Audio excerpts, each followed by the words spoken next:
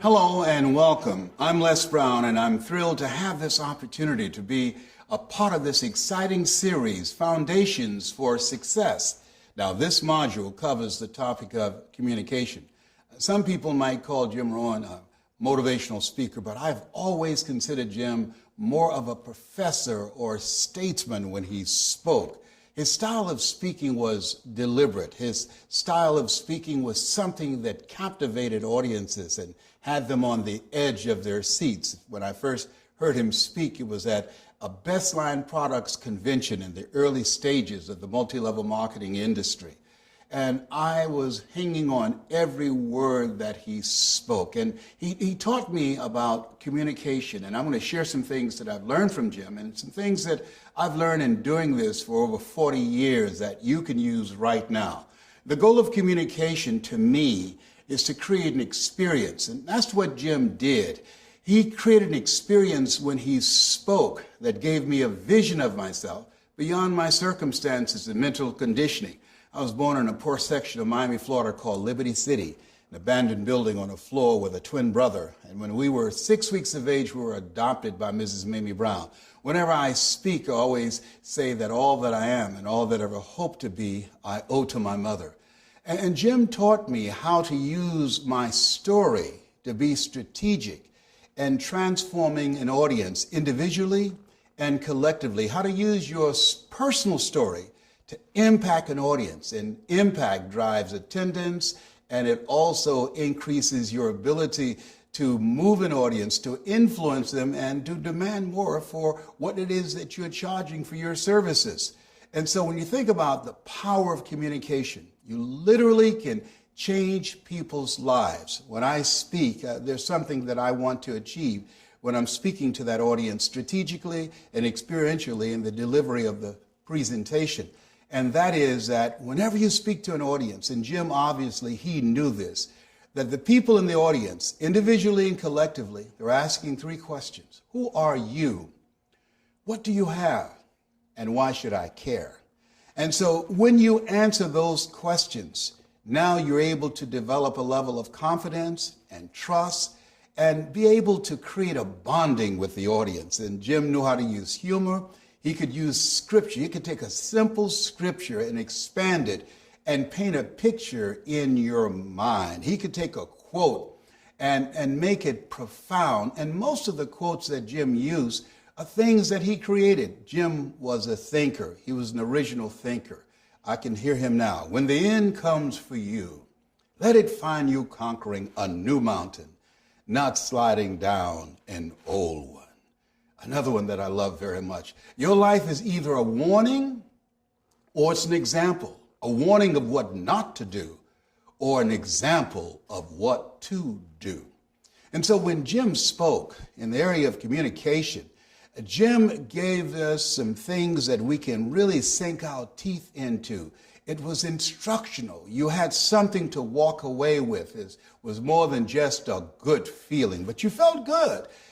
But when he spoke, he used examples and metaphors that you could begin to look at. And as a result of that experience, it was transformative. In fact, a lot of speakers never ever reach the level of prominence and influence of Jim because they have speeches that are packed with information.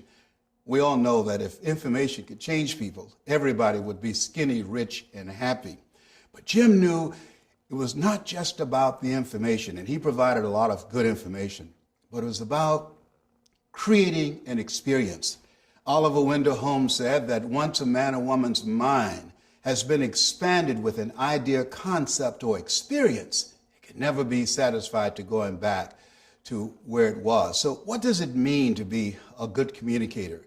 One of the things that Jim believed that you got to study. He was a perpetual student. I remember when I spoke in Malaysia and he was on the front row and he took out a tablet to start taking notes, which he always did that. And I said, Jim, stop. And this is in the middle of my presentation, and people were startled. I said, Jim, this is all your stuff on steroids. I said, I've been reading you for years and listening to you. This is your stuff. You just don't recognize it the way that I deliver it. And the audience all cracked up. But to be an effective communicator, you got to study. You got to hone your skills. You've got to practice. And you are a person who's always interested and fascinated with life. Part of what I learned from Jim, that if you want to be a great communicator, you got to be a good listener. Listening to people and thinking about how can you take that information or that experience or those observations and create something that would be of value to that audience. One of the things that we know in the area of communication, that what we do is distract, dispute, and inspire. Now, when Jim started speaking, he didn't start speaking to thousands of people. No, he started out with small groups, and that's exactly what I did, and it began to grow from there, because the better you are, the reputation and the word begins to spread. But when you speak, and you will find this out as you follow this module, you are involved in distracting the audience, and you are expanding their vision of what's possible, and you want to ignite their spirit, distract, dispute, and inspire. What Jim knew, and you're going to find out as you watch and as you listen to the module and study, and over a period of time, things are going to become more clear, is that how people live their lives is a result of the story they believe about themselves. And so when you speak, what you do is you introduce a new story, an expanded vision of something positive. You begin to ignite in them a spirit of optimism and begin to believe in themselves. And through the delivery, strategically, in the communication process that Jim will teach you, you dismantle their limited belief system and inspire, distract, dispute, and inspire. Inspire them to become, as Mother Teresa would say, to become a pencil in the hand of God and start writing a new chapter with their lives. Jim mastered that. And he mastered the mentors who master what they do. And we all studied him relentlessly, as I hope that you will too. So as you think about the fact that all of us can do this, I remember I was reluctant to become involved in speaking. I told a friend of mine, I said, I can't do this. I don't have a college education. When I was in 5th grade, I was labeled educable mentally retarded and put back from the 5th grade to the 4th grade, failed again in the 8th grade. And I became fascinated with speaking because of how Jim spoke. I felt, even though there were thousands of people there, that he was speaking to me. And fortunately, my friend said to me, Brownie, all of us are born the same way, dumb, naked, and speechless. You can learn. And that's exactly what Jim taught, that you can learn this process of communication. I had a high school teacher said, Mr. Brown, develop your communication skills, because once you open your mouth, you tell the world who you are. And that's so real. So you're investing in yourself. Warren Buffett was asked a question, what's the most important investment that one can make today? And this is in the middle of the recession, a guy who has billions of dollars in real estate and billions of dollars in the stock market. He said the most important investment you can make today is in yourself. Jim believed that.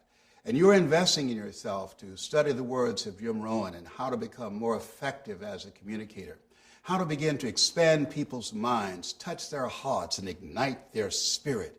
It's a tool that will allow you to control your destiny and make your life recession-proof.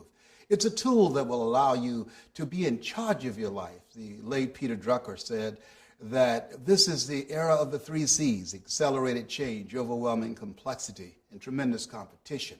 And so he will teach you how to be on top of your game through the process of communication, how to build relationships through the process of communication, how to advance your career or sell your business, but most importantly, how to sell yourself.